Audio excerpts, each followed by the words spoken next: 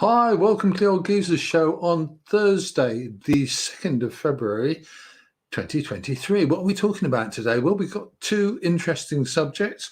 One is a little bit tamer than the other, but nonetheless, I think they're both interesting. So I guess I have to say that I take my chance with you on that one. And if you don't think they're interesting, come back to me. The second part of the show, we're talking about Emily Atack.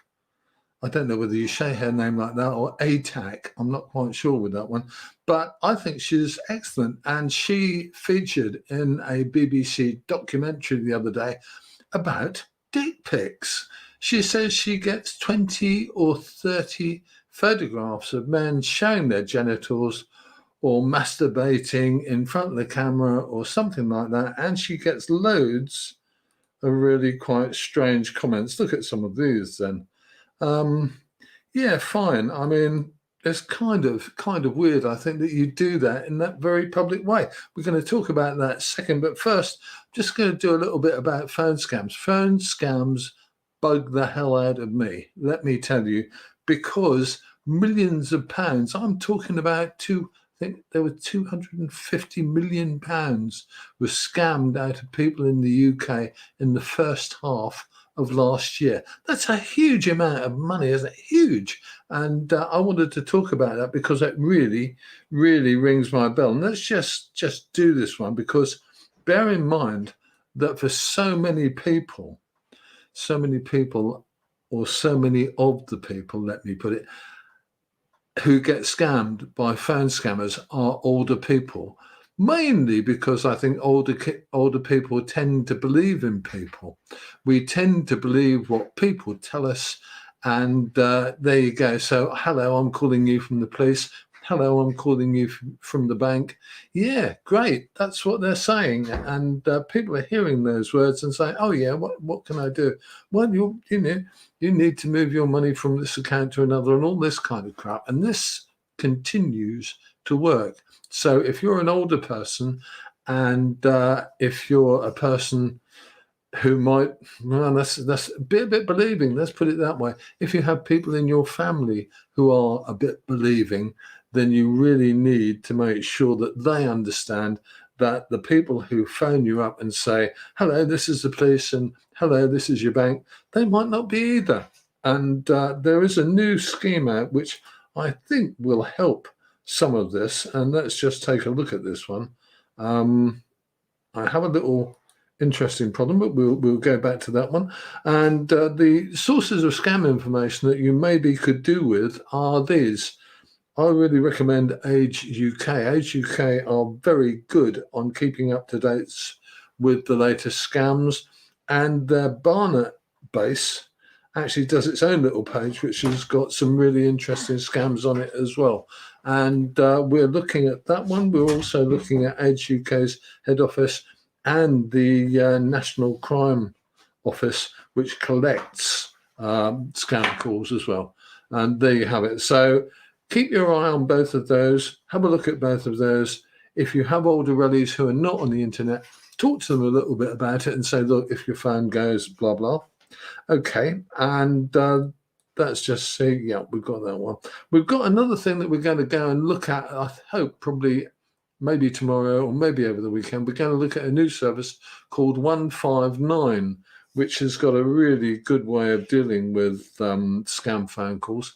And it is one that older people and people who might be a bit vulnerable can use easily, as well as everybody else in the community can use easily. It's funded and put together by the banks. It's funded and put together by financial institutions.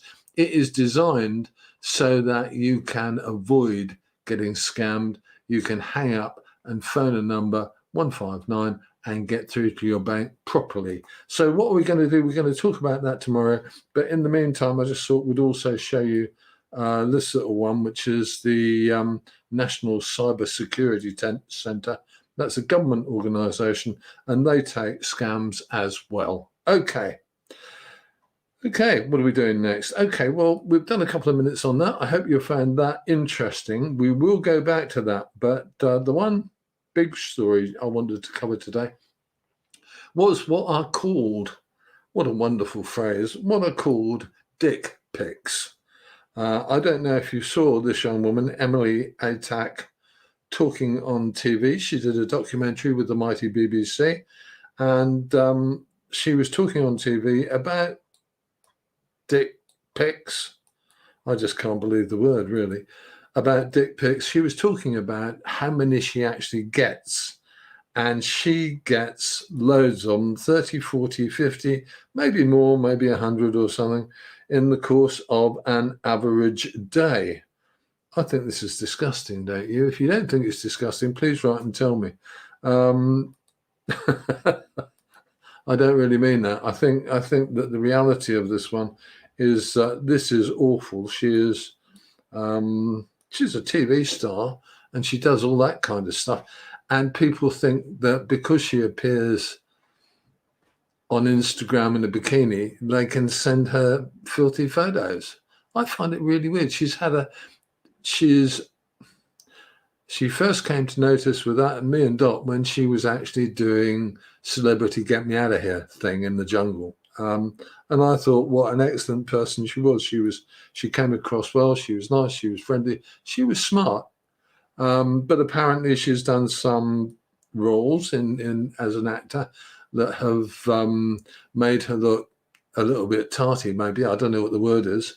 But she's also done some roles that have made her appear quite rough and stuff, and as if she's had maybe a worse life than she has, but in reality she has said herself she's had quite a tough life as far as sex and that kind of thing goes. There you go. But does that give people the right to send messages like this and obscene photographs of themselves to Emily Atack? I don't think it does, do you? And we were looking at how this works out and how this is going to work out for people. If you haven't seen the programme on BBC, go to catch up, have a look. It's called the Emily Atack thing. And it's kind of what have I done to deserve this is what I think she's really saying. But I found that really awful. And as a male person myself, I hope I'm a man, but I don't think the guys who send this kind of message to any woman are men. They're male animals, but they're not men. And apparently, during the course of the show, Emily revealed that not only does she get these, a lot of random women who've appeared in the public eye get these kind of photographs, and a lot of kids get them. Young schoolgirls get obscene photos from adult males. And I'm talking about older men of 40 or 50, send obscene photographs of themselves to little girls, 15, 14, 15, 16. I know they look grown up, but mate, they ain't. So let's talk about this one. Where do we go with this? What can we do with it? And how can we change the whole way that this works? I don't know, but I'm going to start finding out. If you have views on this, I would very much like to hear from you. Get in touch with me. I'm available on the mighty YouTube. I'm available on Facebook. You can get in touch anytime or any way and tell me what you think we should maybe be doing to stop people doing this. It seems ludicrous to me that a grown-up male is permitted to send a picture of himself with nothing on, showing his genitals, masturbating to a young woman who he doesn't know and who doesn't care about him. What's going on there? There must be some way, some action that can be taken to actually prevent this from happening, because I think it actually messes up people's lives because it messes with their heads. If you were a 14 or 15-year-old girl and random, much older men started sending you obscene photographs of themselves, what the hell would you do? It's not the kind of thing you can tell your mum, is it? Probably. So I think we really have to do something about this one. It really does get to me. And where do we go from this? I do not know. But as far as I'm concerned, on the Old Geezer Show, we will be looking further into this one, as we'll be looking further into scams, and we'll see what we can discover. Stick with me. We'll be back with some more, I hope, tomorrow.